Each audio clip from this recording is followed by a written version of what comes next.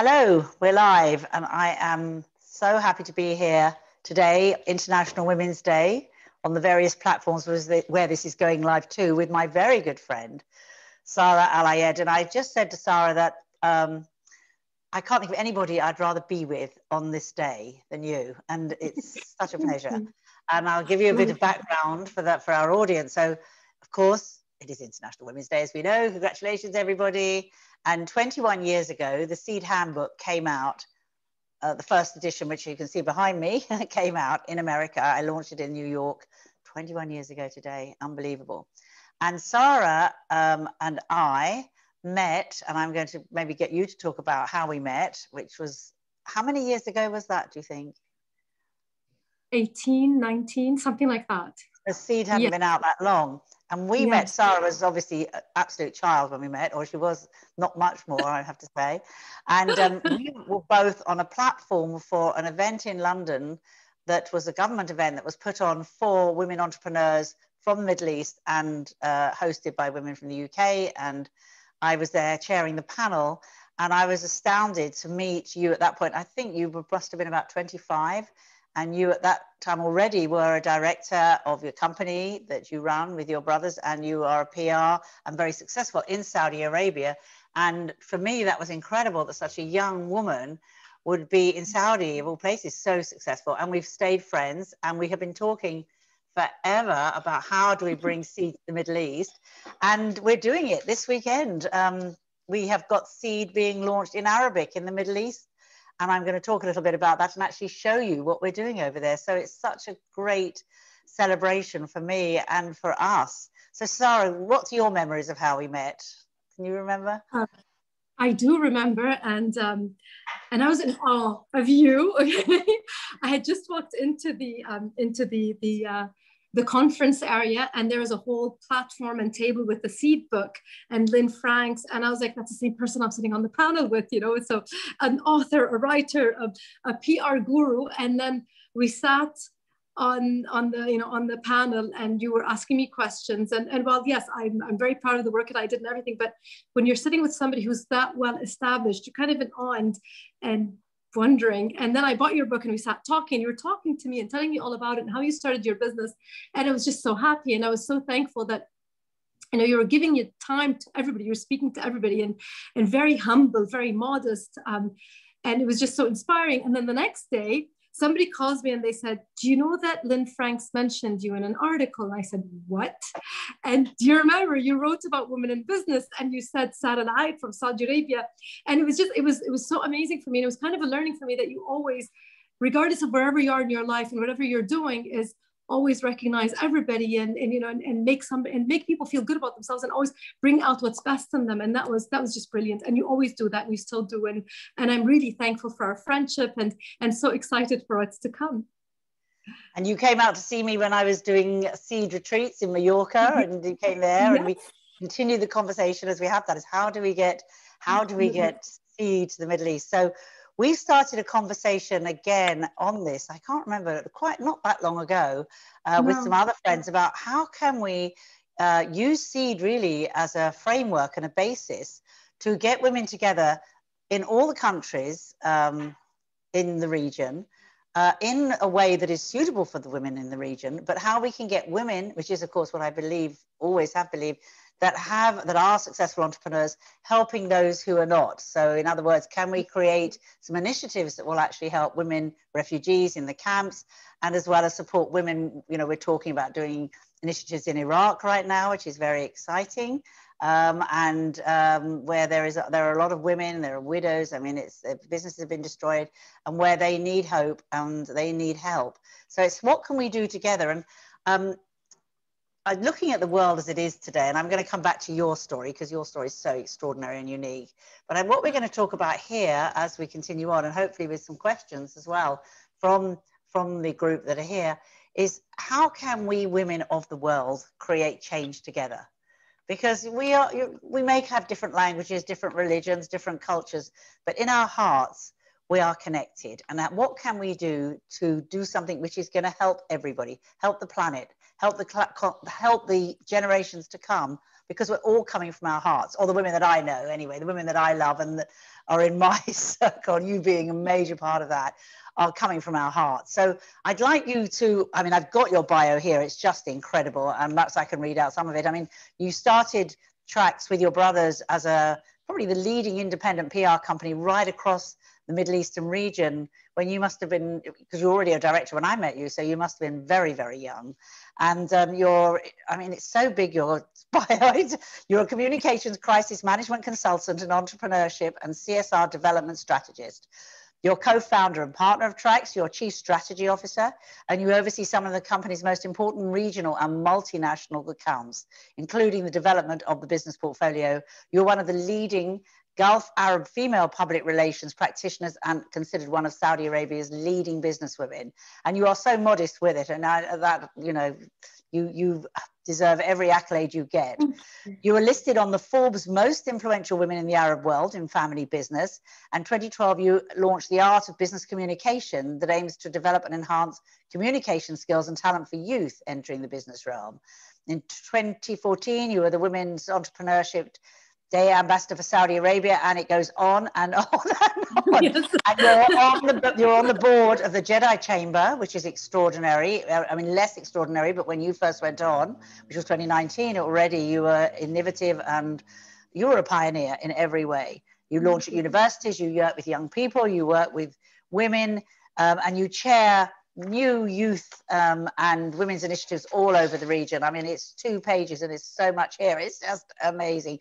And you've always been working on CSR, on how we can set up with businesses benefits for charity, businesses for community. And as I said, you've always come from the heart. And a Bachelor of Arts degree in English Literature and Linguistics. And you launched something which I love actually in 2014, which was My Profession Mom initiative that brings together mothers from all walks of life to come together to share experiences, gain insights and updates, and build on the understanding and wisdom and reality of what is motherhood. And you, of course, are a mother yourself of a 14-year-old teenage girl who I have yet to meet. You're on TV and you are just doing extraordinary things every day. And this weekend, every day. And yesterday was the day that Saudi Arabia celebrated International Women's Day. And to think that Saudi has changed to that degree, that not only are we here in the West, or women are driving now in Saudi, but it's far more than that, isn't it? So do you want to explain a little bit about what's happening for women and what you were doing yesterday? Yes, thank you. Well, thank you, Lynne, for this introduction. And I'm just so excited to be here. And it's always so fun and exciting to talk to you.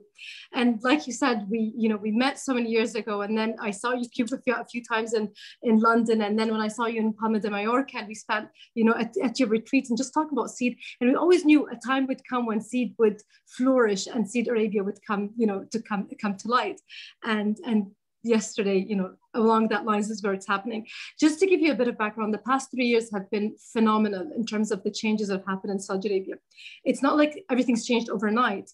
Saudi was always evolving and developing. It's just, we go at our own pace when we're ready for things to happen, when our society is ready for it to happen. And just it's when you're revealing things as they go along, but we also are under a leadership and of an amazing visionary of a king and a crown prince, where King Salman, Prince Mohammed bin Salman, what they've put in place and the roadmap of Vision 2030 of where Saudi Arabia is, where it will be, and what is the future for all, and just bringing together the entire society, which is absolutely phenomenal.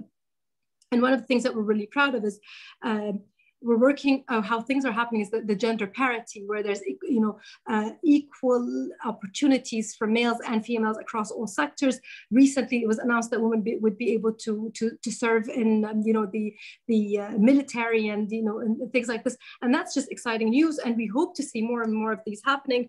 The king, when he announced women would drive, but what was beautiful about it, he said women will drive, but get everything ready first. He didn't say it in so many words, I'm saying, but basically you have 8 months to make sure everything is in place. And so the day women drove, it was so streamlined, so efficient, so easy.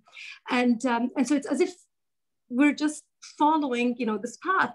And so yesterday, yesterday at the Chamber of Commerce, which I sit on the board of it, we wanted to celebrate International Women's Day by hosting a summit or a conference yesterday, and then putting out the updates today, so that we put out the videos and everything.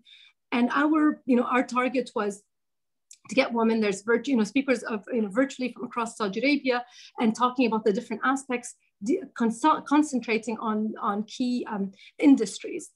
And the attendance was phenomenal. We had 800 unique users, which is people who have been registered, 823 actually, who registered by name and everything, and they're based on businesses and they're all women. But then we also were live streaming through YouTube and other channels, and there was a total of over 2,000 on board, who stayed on from 10:30 in the morning until 5 p.m. when we closed. And that was absolutely, even though we had said we'll have the open session where everybody can come in and talk together and everything at the end. So the ladies were sitting there, waiting, watching, sharing their comments and questions on chat. And then the last hour was an open discussion with any woman who wanted to come in and talk. We had young ladies talking about their businesses, others who had questions. And then we ended with a group picture of all these women who 2,000. Well, I don't know if we got all of them in, but there's quite a few hundreds in there, yes. But we also talked about seed, and I talked about my friendship with you, and meeting you, and what it is, and what you have done, what is seed exactly. And it's really a story that fits in any place in the world. And that's the beautiful part about it, is you're talking about you can start a business from your kitchen table. And so many of us had doodled on our tables, whether in our homes or offices, etc. And so every single woman feels that I can do this. Lynne did it in the UK, Sarah did it in Jeddah, and I can do that. There's the sky's the limit, basically. And we have it Arabized, the booklet part. And I want to thank you. Shall we show it? Shall we share screen please, now? If we can. Yes, because this is what Sarah has organized. It has gone across the Gulf yesterday to 2,000 women. Well, it's actually going out tomorrow, in fact, I believe. Yes. Anyway, yes. So this was taking all the acts, not all of it, but it's a booklet. It's not the whole book. The whole book will be done later. And this has been taken from some of the key points. Can you keep scrolling with the Seed Manifesto, Yes. some of the affirmations, and that's the Seed Manifesto there in Arabic. It looks beautiful, and it's then got all the tips to start your own sustainable business. And I think for me, what's very, very important is that we're all coming from a place of values and wanting to create a sustainable business that is going to be working in collaboration with other women, which of course is what Seed's all about. So you are getting a preview, all of those on this call, of what is going out across the region. Well, it's not across the region, but it's certainly going across Saudi Arabia tomorrow. And we're going to be talking about a very different way of doing business than is the norm over there or anywhere else. And so it's an exciting time. And I feel that in the countries where there is so much change happening so rapidly, and I'm also, as Sarah knows, working with Kazakhstan and Central Asia and countries there in that region that women have not really had equality before, and it's coming through, and there's some very smart, well-educated young women who now want to know, can they do things a different way? Do they need to be doing things in the same way as men, or can they do things from a more feminine perspective? Feminine as opposed to feminist, I have to say. And of course they can. And we'll keep scrolling through, and we've almost got to the end. So I think that it's possible to make huge changes, but I also am sensitive that we are all in different cultures, and things have to be adapted in a way that is appropriate for the region. So we've taken it slowly since we've had our first conversation. It's been 15 years or so, and there am I, and there's a little bit about me, and that's it. Thank you very much. So we'll stop screen sharing. That's great. So I saw this for the first time today. Sarah and I have been working on it for the last few weeks, and I am absolutely thrilled that this is going out, and it will then become the book. And then my big dream is that we can create an app, and then we can create an app that will be translated into Arabic and perhaps into Kazakh, into other countries' languages. Who knows where it will go? I mean, we're very open to taking it out there and adapting it and making it appropriate. So here am I sitting in my little studio in Wincanton in Somerset in southwest England, and at the same time, we are a global society. It is extraordinary. So after we finish here today, Sarah and I are going on Clubhouse, which for those of you who aren't familiar with, it's a new global app that has become huge overnight, almost, it seems. I've been on it twice already today, talking to people all over the world, because it's International Women's Day, and mostly women, but men as well. There's things going on with the UN. There's really a coming together of values and hope and a new look at doing things. I hope. I mean, there's also a lot of the old paradigm on Clubhouse of people that want to create billion-dollar businesses and going for it, which is all very well. Okay, so we've got some lovely comments coming in from our members saying how they love it, and that's very nice to hear. So yeah, it's time of change, and this is the irony, isn't it, Sarah, that we in this time of lockdown, because if there's one thing that's been happening in every country in the world, including your country, is that we've all been locked in lockdown because of COVID. So we've been able to do so much more because we're online. I mean, you and I speak pretty much weekly. Being in Zoom, connecting is the norm. So do you think it's not been good for the people that have been sick, but in a sort of strange way, it's been good for women, I think, in some ways. It has been, and I think, and it's allowed us to be flexible in a sense that, one of the things, you've got women who have kids at home who are, studying school online, so she cannot leave, she can't go, but how can she conduct business? In another time, she would have had to quit her job, but today she can run it through, or stop her business, make sure she's home with her children, or even men who are taking care of kids. So it has helped us grow and develop in certain aspects. We still miss the opportunity to sit together and sit and have coffee at a cafe, etc., or travel. But I think at least we have the different opportunities and different platforms to be able to reach out and be connected as much as this. And as you said, we're speaking every week. If COVID didn't happen, we wouldn't be speaking every week, but I'm in a sense that it has brought us closer, brought everybody closer. Because we're sitting still, because you're a great traveler. You're constantly traveling around the world. And as we said the other day, we've both had a year where we haven't traveled, and that's why we have this time. I travel internally, so I travel to the Eastern Province to see my mom. If I have work in Riyadh, I'd go to Riyadh. But this is the first time in I'm not going to say my life, but since I was working when we started tracks, 20 years ago, is that a whole year has passed and I have not gotten on a plane and gone out of Saudi Arabia. It's usually every week I'm on a plane somewhere, but it's fine. I'm still able to, reach out and talk to people, and I've met a lot of people online. So that's been great. And also just before our session, I was with Raja Mu'mina from Future Institute, who is actually the entity that did the translation in Arabic. I worked with her. And this is what's so beautiful about everybody complementing each other. So I was speaking to Raja because she was a speaker in our conference yesterday. And I said, this is what we're doing. And she said, send me the book and I'm going to do it. I'd love to, be part of Saudi Arabia, what needs to be done. And that's us coming together and supporting each other. And this is the tribe, the network, the women coming together, and wherever we are across the world, we know we can, reach out, and there's always something that can be done, and somebody can help out somehow. It's extraordinary, really. And today, not only is it International Women's Day, but a lot of women have been celebrating, talking about mothers, because the children went back to school today. So all those mumpreneurs who have been working from home, or doing their day job from home, have also been doing homeschooling over here. And so yes. I think there was a huge sigh of relief across the country when the children went back to school. I'm sure.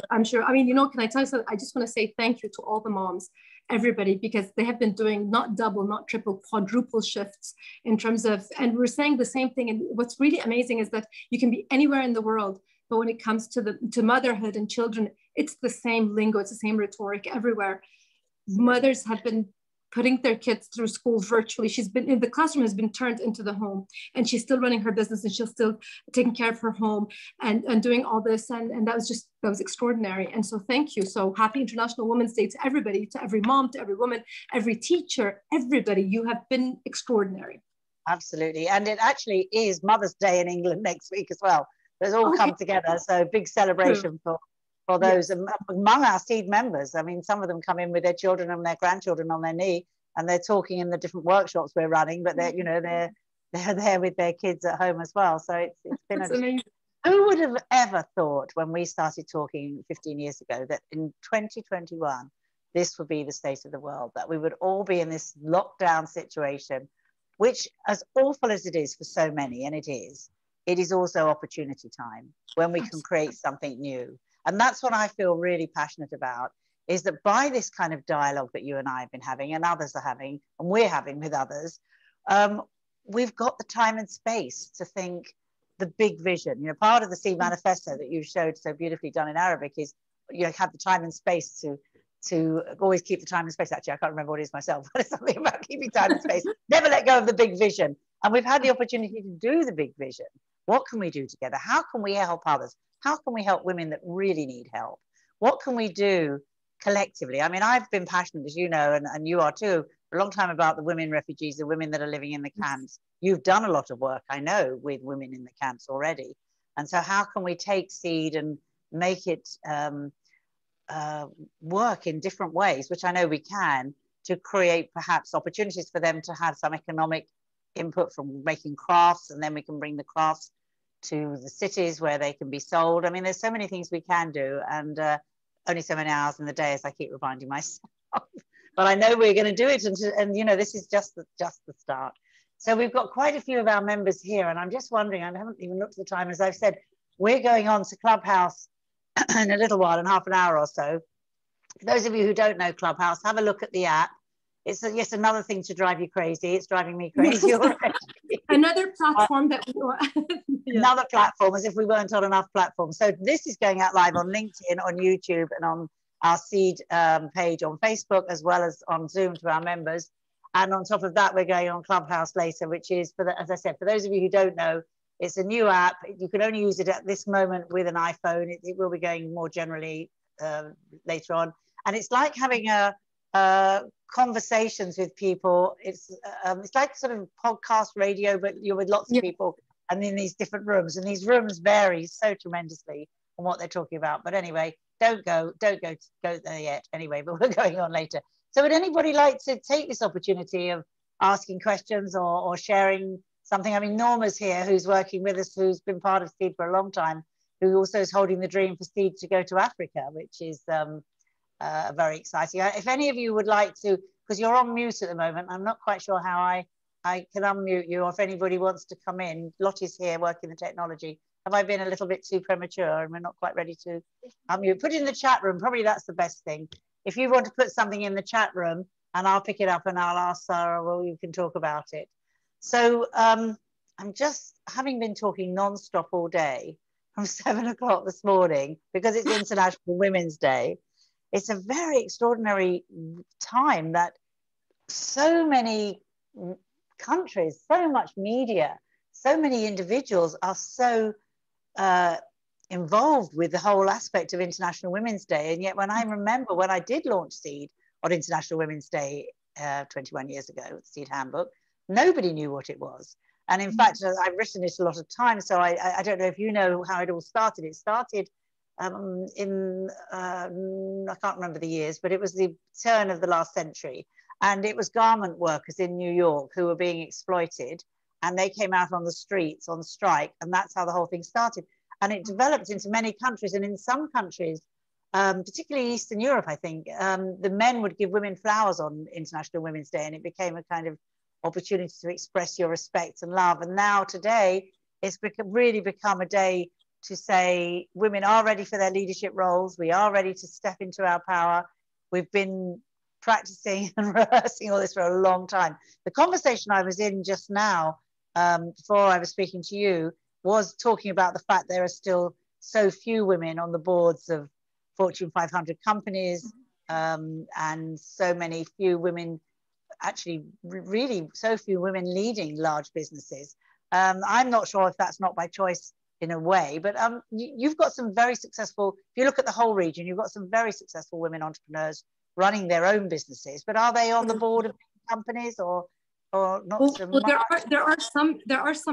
There's some companies, if we're talking about family businesses and major corporations, there's some of them, and like the banks, where there are women, but we're still looking at how that can be even more, and how can we get more women on boards of major corporations, the semi-governmental corporations and so forth. That's very important for growth to happen, and for you to really work on the whole gender parity aspect. Is you have to make sure that there's that opportunity where women representation is not just on the executive level, managerial level. We need those seats on the boards. And I think this is not just in Saudi Arabia or the Arab world. This is all over the world.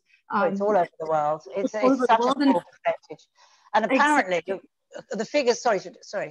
Sure, no. Apparently, you do it. Go ahead. You do it. No, please go ahead. I was just saying that in this call I was on before, they were looking at figures and it's gone backwards to a degree. There are less women on the boards, and the gender disparity on salaries is still bad. There's still a huge gender divide.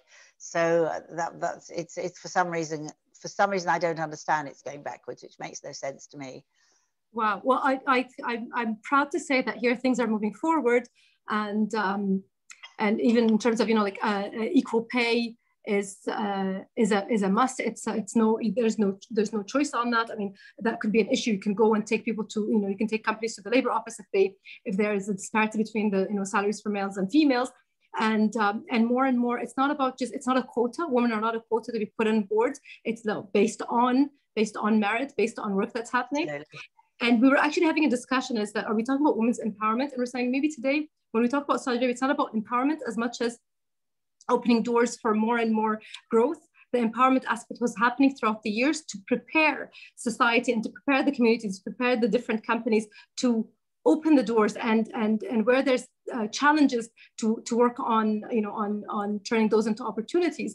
But at the moment it's exciting times. It's moving. In some cases, some people might think it's moving very fast, but in others, it's really moving in a manner that is allowing all the industries and all of the entire society to be accepting and open more doors for that, and really putting the right people in the right place. That's what's very important. It's not about a quota. Let's put 3 women here and 10 women here. And it's much more than that. It's ensuring that it's sustainable, developmental, and so forth. And I just want to jump back, and before anybody, if you have any questions, I want to go back to the when we're talking about the region and why seed makes sense. It's the way you've written it is it can be adaptable anywhere. And when I was speaking with Raja, it's how to take the whole book and Arabize it.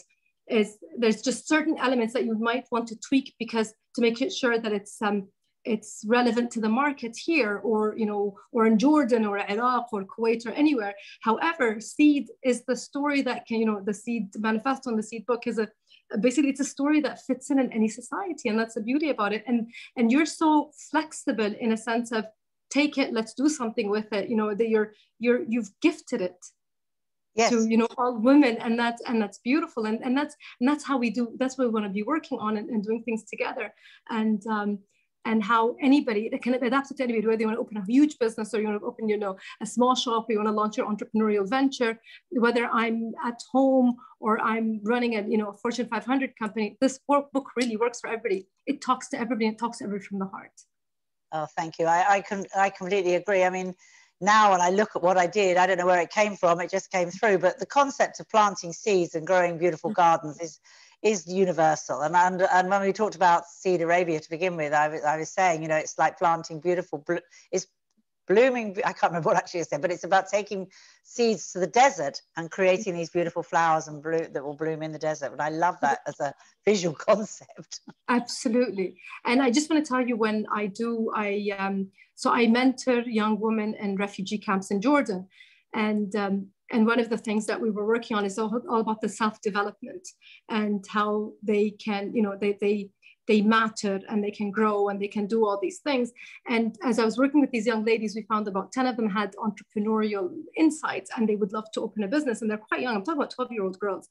But so we gave them a chance. Why not? And so three of these young ladies have launched their businesses, and 2 of them are revenue positive.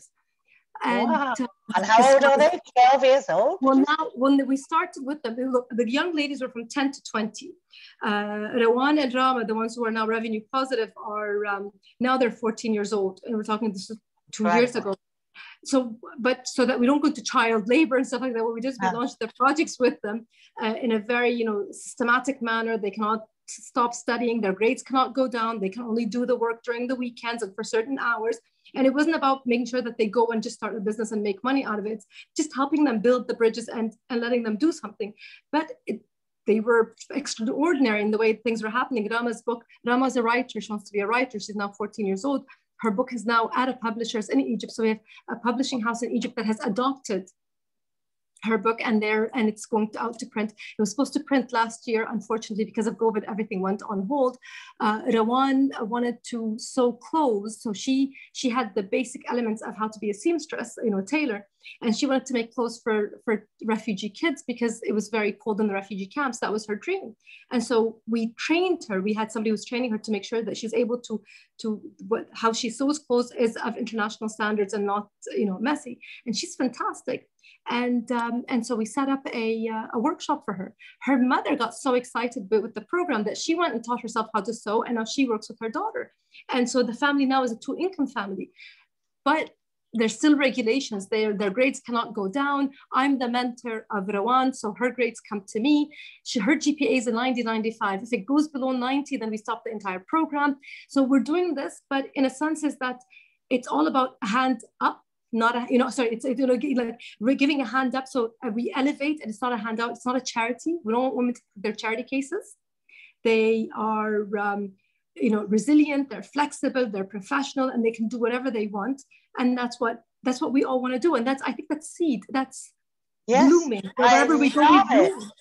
Yes, seedlings blooming in the desert. I love that. Well, I hope we're going to be able to support what you're doing in Jordan and working with the camps. And I'd love for you, Lynne, it would be so amazing if one day you can come, we hope after all of this, come to Jordan, really meet these young ladies. You'd just be astounded. I'd love to. They're just so fun to work with. My daughter went in 2019. I took her. She came on as a helper. We have two groups a year that go, besides my work, that they go and volunteer. But it's not a photo opportunity. It's not about going there, social media, look at me, I'm helping.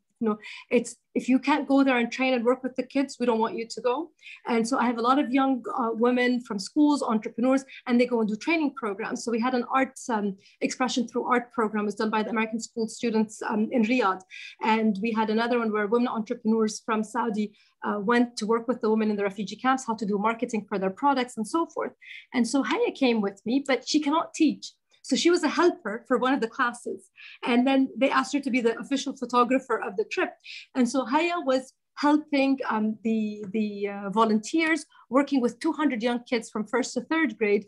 And then she was in charge of giving the kids the stickers who would do their work, and she bonded with them so much that they're now all friends. And, and they speak. So the other time when I went to Jordan, Haya told me, can I go with you? I want to go see Rama and Rawan and this, and, and just bridging these gaps and bringing our kids all together. That was an experience.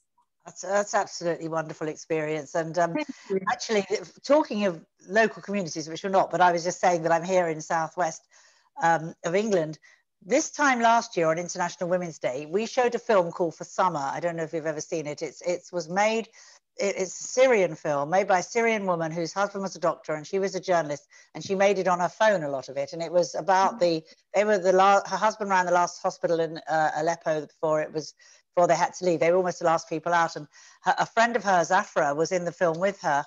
And they were working, keeping the children safe and making sure that they didn't go into fear. It was a very hardcore, but very moving and wonderful film. And Afra was here in Wincanton, extraordinary. I still find it extraordinary. We showed the film, beautiful film, which won BAFTA, which is our biggest award. Yes.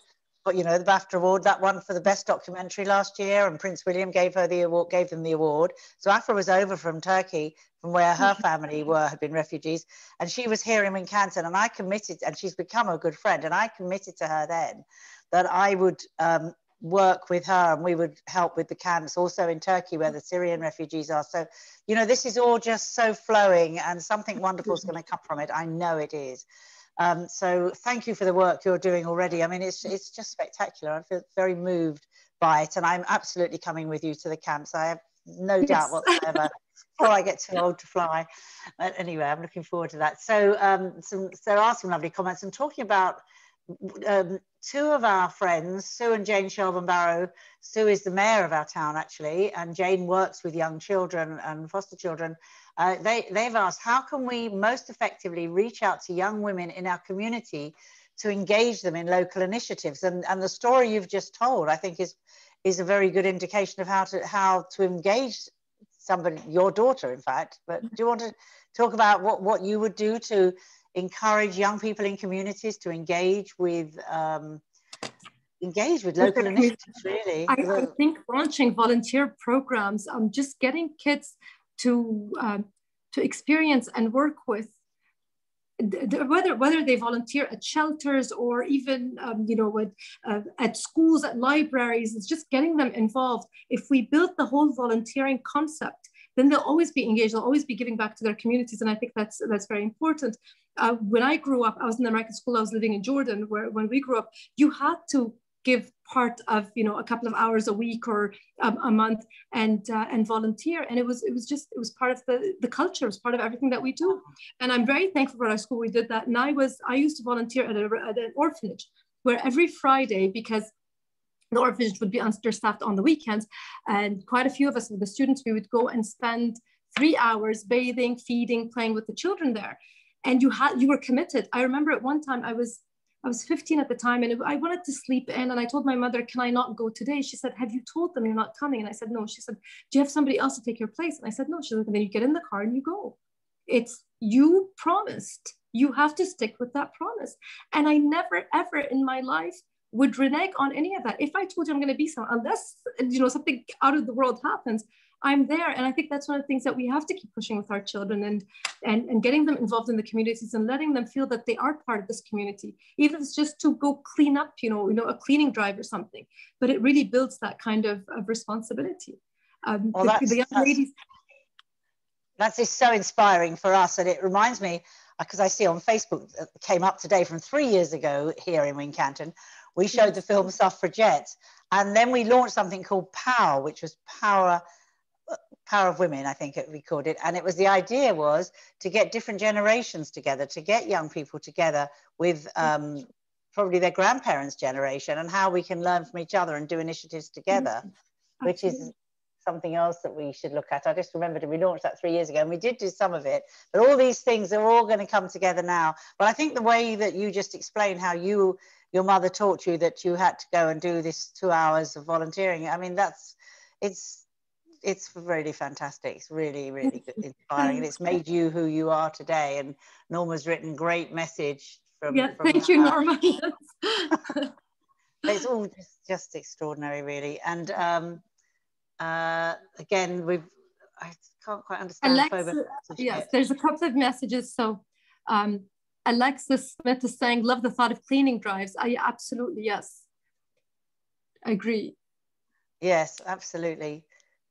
Yes, we should do that. We've just had a McDonald's open down the road here, and there is suddenly a lot more wastage around the street.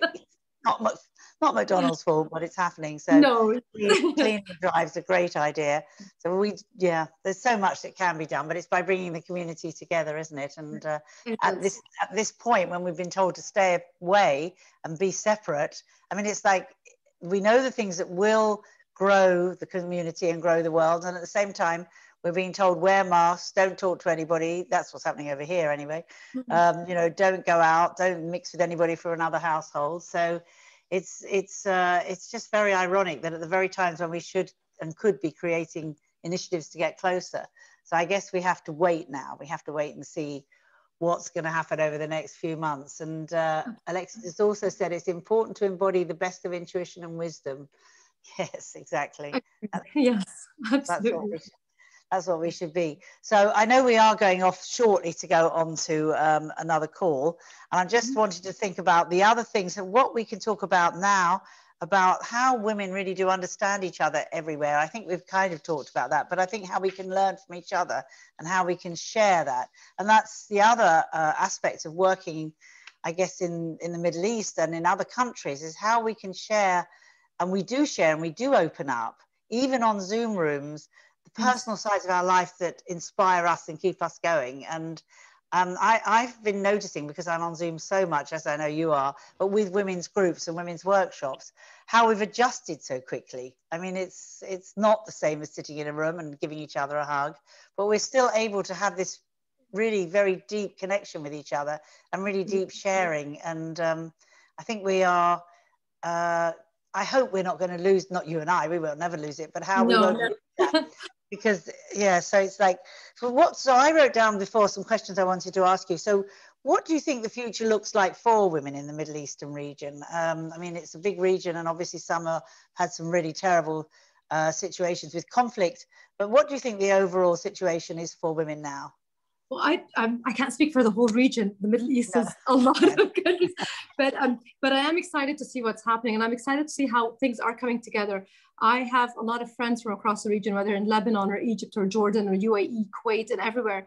And what's great about it is we're kind of like a network. You know, it's a grassroots. It was not planned. It's just we all have come together, and if somebody needs something, they can help out, they'll do it. Whether it's advice, whether it's mentorship, whether somebody's moving to another country, how can we help on that? And I would love to introduce you to her. There's a friend of mine, her name is Fida Tahir, and she launched something called Women in Business Arabia, and it just started as a Facebook page. That was it. So we all came into this Facebook page. There was about 20 of us, and we started inviting our friends. Within a week, it was 40,000 women. What? And it's just women. And the whole goal of this is just to network. And if anybody needs anything, they can ask. That's all it is. 40,000, it's a closed group. And the media wrote about it. After that, she launched something. So she took that Women in Business Arabia, and then from 2020 until January until December 2020, every single day for 365 days, she was just showcasing a woman from anywhere in the Arab world who has done something extraordinary for her market. So there's 365 women that were featured every single day. It was such a beautiful message to all. I think, January 14th, and it was just such an honor, you know? And so you were learning about new women. It was women in different aspects, young, old, it didn't matter. It's somebody who's done something for their community. And so FIDA from Women in Business Arabia they become grassroots chapters everywhere. So I remember I was in Riyadh once, and I said, I'm in Riyadh, you know, anybody, you know, on this group for coffee. And all of a sudden, like 6 women, we all met up at the cafe. In Lebanon, I was flying, I had business there. And I was like, I'm going to be in Lebanon in a couple of days. And Fida's like, I'm going to be there too. And just all of us said, let's meet at this cafe. And all of a sudden, these women just came. And we sat, we talked for an hour, and that was it. And I think this is what we need more, is to be talking, to share, to, you know, if somebody needs something, it's all about just coming together. See, this is where we can learn. We can learn over here in the West, because we haven't, I don't know any initiative that's like that. I know there's lots of women's initiatives, networks, including my own, but I don't know one that is that broad and that strong. And I love it. I'm gonna do an email introduction. I have to do. I mean, Fida is just she's somebody. She's a serial entrepreneur. She's a mom of the most adorable kids in the world, and she makes time for everybody, and she does it with such a big heart. And I was just it's just somebody that I just adore, you know. And yes, and women in Business Arabia is just something else, literally. I mean, you want to meet whoever it is, they're on that list, and she's made sure that it's done in a manner that brings everybody together. I'm so impressed. I mean, we should be doing that here.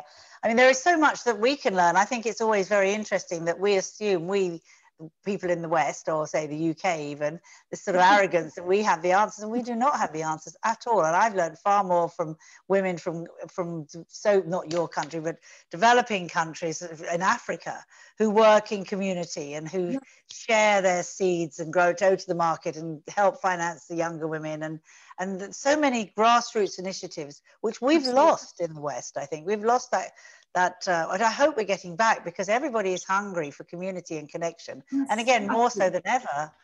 But there's so much we can learn, we back here, that we're not doing. And I'm so inspired by hearing that. And one of the questions I said was, that I wanted to ask you was, what's the future of the world look like to all of us? And, you know, I guess maybe you that's what it looks like. Right? Well, yes. I think I know, and then I hear other things. And I think it's going 2 ways. There's either this seems to be, because I've been on so many different Clubhouse things, not Clubhouse. I forgot what it's called now. Yes, Clubhouse. You know, there is this huge sort of hunger for business and money, and can't wait to get back, and you know, really pushing that huge billion.